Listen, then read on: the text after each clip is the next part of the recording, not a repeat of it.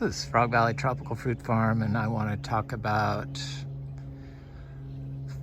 mango flavors and what are they and how do you increase the flavors, and what we do and what science knows has proven how to get the most flavor expression from your mango fruit.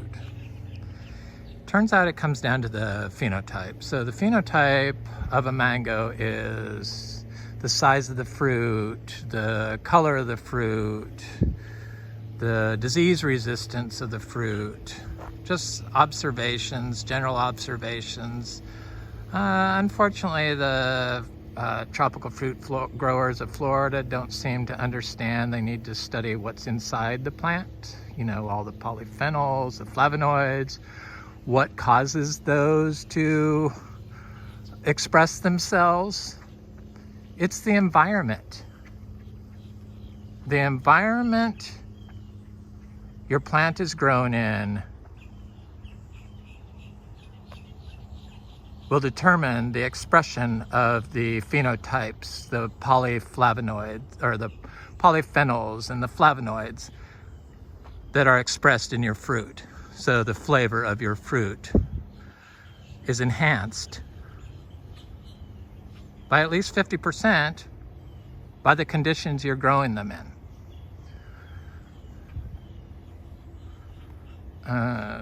For some reason, we're so far behind knowledge that I just have a yearning to know why and what's going on, and sharing it with people. And I do have experience growing, and I know how to read, so that combination kind of puts me in an advantage.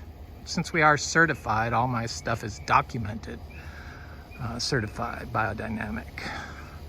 For some reason in Florida, they don't understand that applying compost is not soil building. They think that because they make compost, and they don't even know how to make it, they think that like heat treated and aerated compost is what's needed. No, it's not. Your environment and the amount of biology you have in your soil is what determines the flavor of your fruit and whether or not you can build soil. So the environment to build soil, in Florida, you need a living root.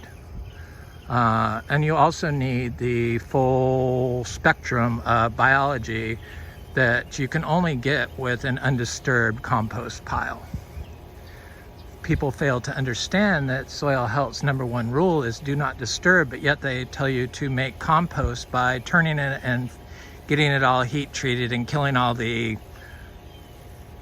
half the life in there. And do not disturb. Make the compost and do not disturb. Put water on it. That's the key. And know where your ingredients come from. And with that compost that takes into account all microbes and the orchard floor and the location of where you're growing, this will determine the expression of the full range of your mango's fruits phenotype capabilities. The biology kind of has to do it. That's how all the nutrients and flavors and the health of your tree is established.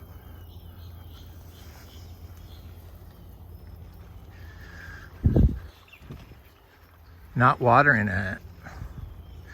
People have to water in Florida because they use chemicals. That's why. Or they manage their orchard floor incorrectly. That's the only reason why. If you use chemicals, you have to use water-soluble fertilizers. And when you do that, you have to use calcium, which is totally insane to think that somebody thinks they need to apply calcium here in Florida. It's just, it's really scary how biological farming isn't taught here in Florida, because this place could become a tropical fruit super paradise if they would let the organic natural systems produce their fruit.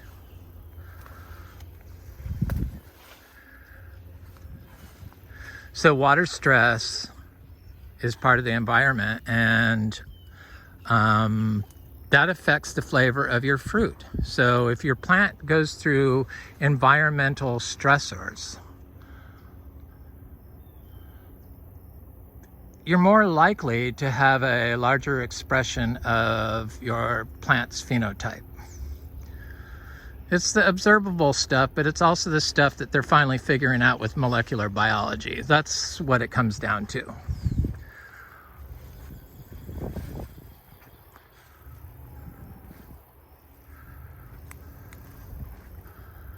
I know that I've eaten some what I thought was good fruit from grown using,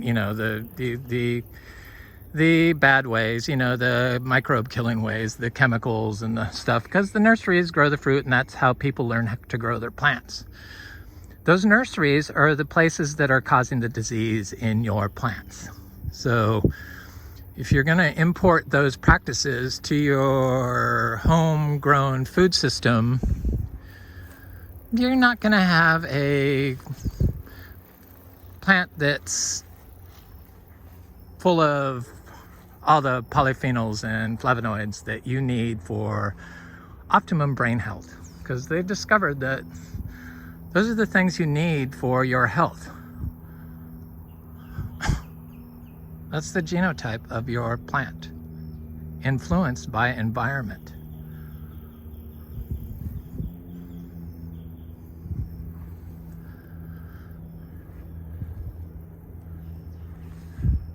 I just can't believe how far behind we are in the tropical fruit world. I mean, the permaculture on the Gulf Coast seems to get it, but for some reason, this East Coast side from Vero Beach down, it's the chemical freaks, and they don't even understand that the environment controls the flavor of your fruit. It's not even discussed, and it's really a shame. That's why I'm trying to regurgitate all this information, practical information that people can use, because I only like to say stuff that I know is true, and that's why I come across as sounding like I know what I'm doing.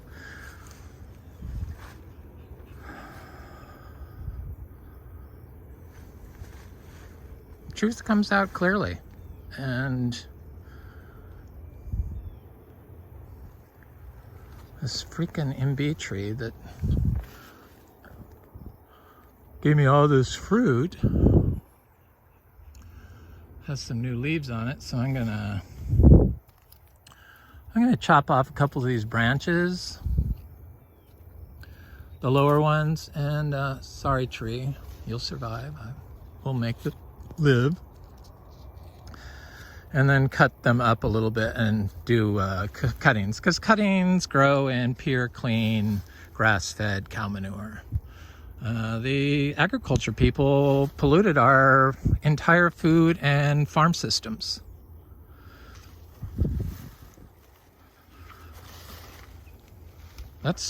They have. And unfortunately, the environment includes rain, and it turns out that the rainwater now is polluted with these farm chemicals. So it's really important to know the location and how your food is grown, just for your own health. That's what it comes down to.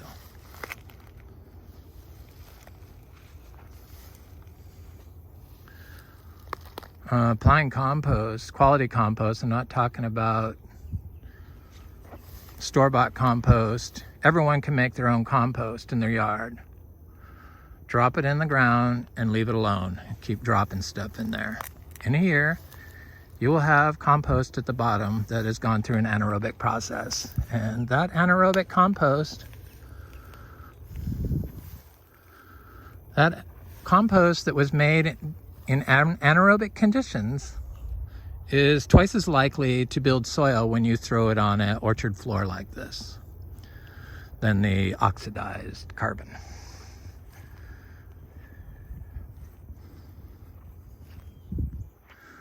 All this stuff, this misinformation that people spread, and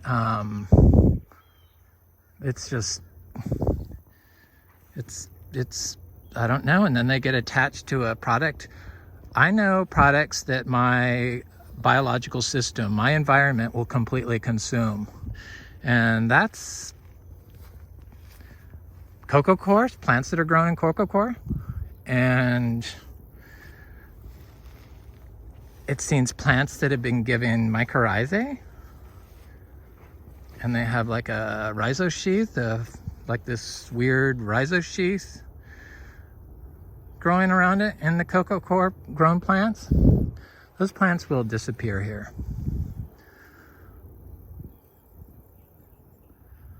I'm not sure if you can do a completely healthy internal controlled system to grow tropical fruit trees like mangoes. I just don't think you're going to get a full expression of the phenotype of that potential of that plant, of that mango.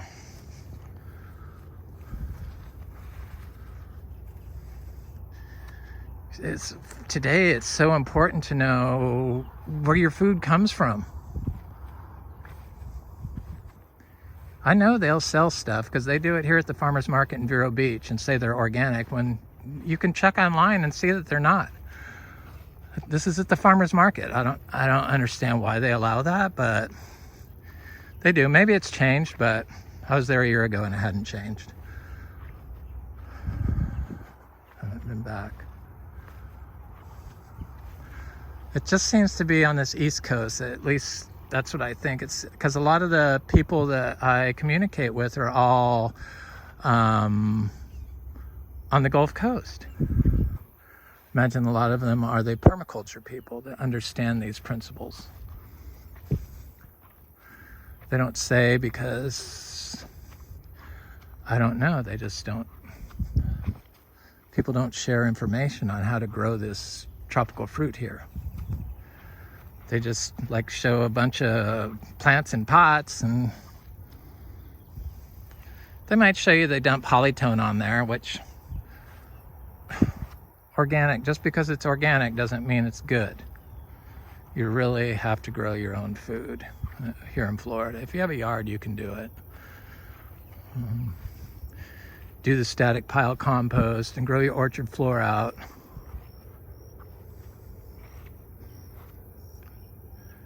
And let your environment be natural, and your fruit will grow in it. Your fruit will taste better than any fruit you've ever tasted. I know our fruit does.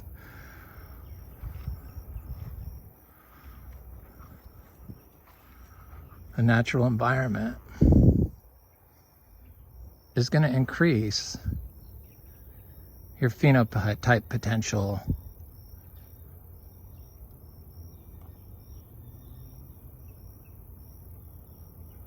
or your phenotype expression to its maximum potential.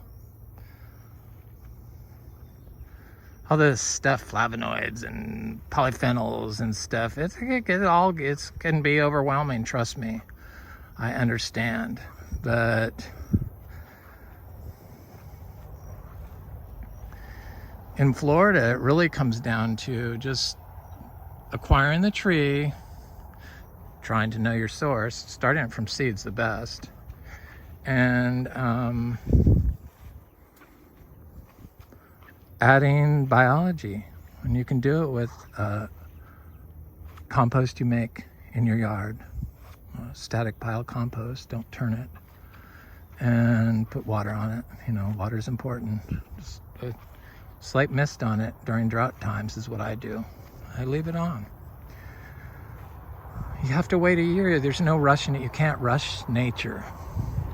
You got to let the insects completely, the microbiology completely degrade to a finished product. After a year, the active compost, the stuff that you still recognize, is good to use, mixed with the finished compost.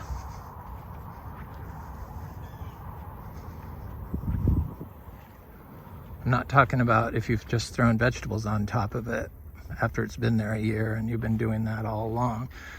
That compost that hasn't been there for a year is probably not ready.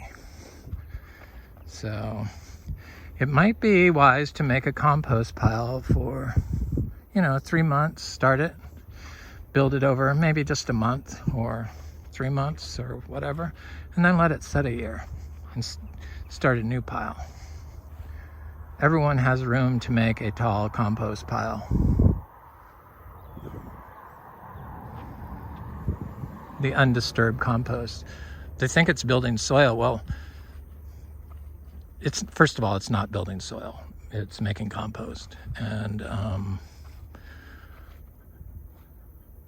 building soil is a structure that happens on the soil surface between the mineral and the finished compost, hopefully. And it can only happen in Florida if you have something covering the soil, not mulch. Mulch is good, but only if you have bare earth. Living mulch is better. Adding lots of stuff on top of the living mulch is good. So mulch on mulch on mulch. But the living root is needed to build the soil. And grass is the best thing that I've discovered to build soil in Florida. The natural environment is built by nature, not by us. We just kind of have to shepherd it and observe it.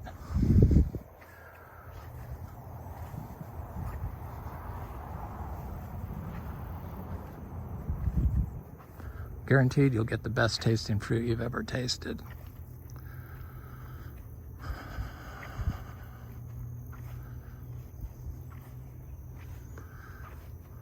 All these mango tests, and nobody even talks about where they, the terroir and, the location they were grown or who grew them. And then people try to, when you try to do the right thing and get certified, because that's documented that you have to prove you know what you're doing. But then University of Florida representatives come along and say online that you don't know what you're doing and that you don't know how to build soil. And it's like, that's gaslighting. It really is, because I know how to build soil, and the proof is in the soil. I've shown it. This used to be all white sand here.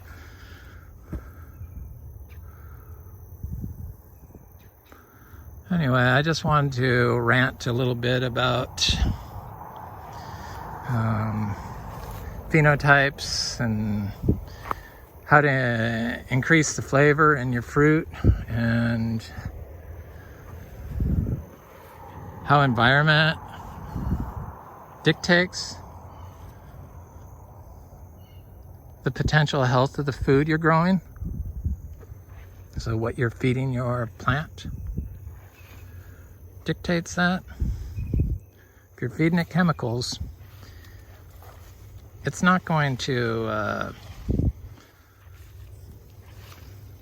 have the health benefits of something that's been growing naturally. They do know this now. It's been proven, so it's not even worth discussion. I think we all know that everyone's gotten more and more sick over time. It's from eating these damn pollutants that they use to grow food. That's what it's from. And these plants that people grow, these tropical fruit trees, they grow using nursery methods which cause the diseases, and then they transfer them into their yards. It's just insane. It really is. Anyway, it's Frog Valley Tropical Fruit Farm, and I hope you have a good day and you know where your food's coming from. Florida could be a tropical fruit Eden if we got out of it nature's way. Have a good day.